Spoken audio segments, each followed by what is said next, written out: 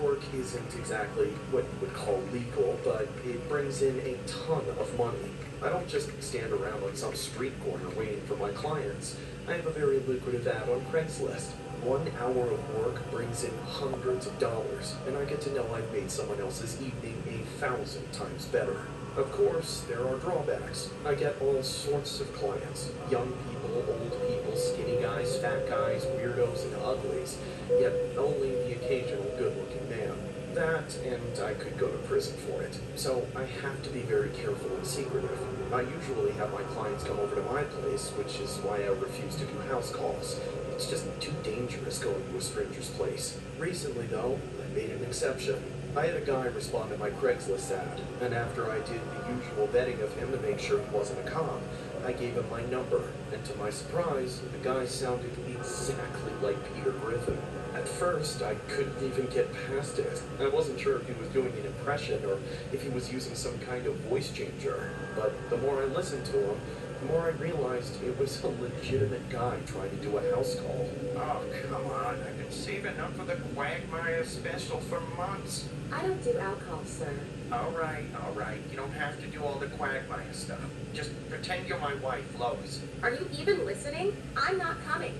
Yeah, I guarantee you will when I get in. Sir, you need to... I'll pay you 10 times. Whatever your rate is.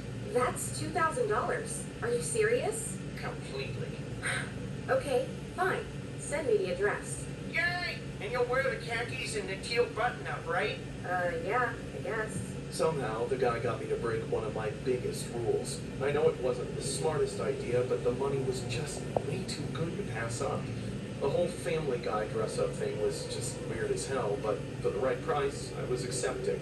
I got dressed, surprisingly already having what I needed for the outfit, then called an Uber. When I arrived at the address, I was freaked out all over again when I realized it looked just like the house from Family Guy. This man was dedicated. I then got out of the Uber and walked up to the door to knock. I knocked, but no one answered. I then knocked again, and even called him.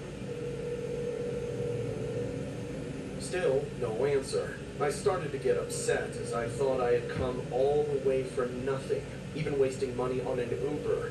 But then, as I spun around in frustration, I saw him looking at me through the window. He was smiling at me in complete darkness, and only moved when I finally saw him. He came around to the front door and opened it, and just as I was beginning to suspect, he also looked exactly like Peter Griffin, with the glasses, the hair, and all the fat. Hi, I'm Peter. What's your name? My name is Melissa. Shut up! Just shut up! Your name's Lois! Oh, yeah, Lois. I'm so sorry. I just forgot. That's okay. You remember our deal, right? Yes, of course. Come on in. I went inside and requested the money up front as usual, but then he immediately started taking off all of his clothes. He didn't want to pay until after, but I said I wouldn't do anything without a guarantee of payment. After a little back and forth, he went to grab the cash. I sat on the couch, awkwardly waiting for him. But then, all of a sudden, all the lights turned off, making the house pitch black. What the hell is going on? That's when he came into view holding an axe and blocking the front doorway, trapping me inside the room. There's no way out, Lois. Please, you don't have to do this. I'll do anything you want. Please, Peter. I took out 4 people over the years. At least those are the ones people know about. I sure had a lot of fun doing it. People at work would always call me Peter Griffin because I look and sound like him. At first, I didn't get it, but then I watched the show and started really leaning into it. It's as funny as it is disarming, so people never expected me to be a killer. I always loved the thought that the last person those women ever saw was Peter Griffin. Of course, it all had to come to an end eventually. The cops were on my tails for years, and I evaded them for a long time, but they eventually caught me. On the internet, I'm known as the Peter Griffin Killer, and I really just love the way that sounds. This story was inspired by a disturbing incident regarding a Gilgo Beach serial killer named Rex Heuermann, who was nicknamed Peter Griffin by his colleagues because of the way he looked and goofy. persona. Hewerman, 59, was accused of slaughtering 4 night workers in 2009 and 2010 before taunting one of their families using a burner phone.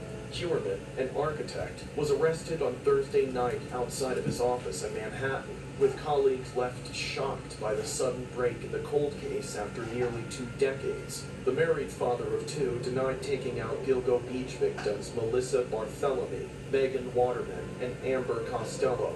Authorities have been tracking Hewerman for at least a year before swooping outside of his offices in Midtown Manhattan, ending their investigation early over fears he would strike again.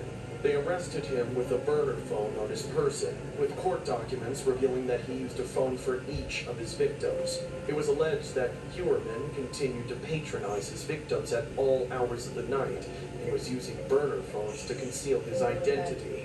Authorities made a number of shocking discoveries when the remains of 9 females and a man were found near the Gilgo Beach area between December 2010 and April 2011.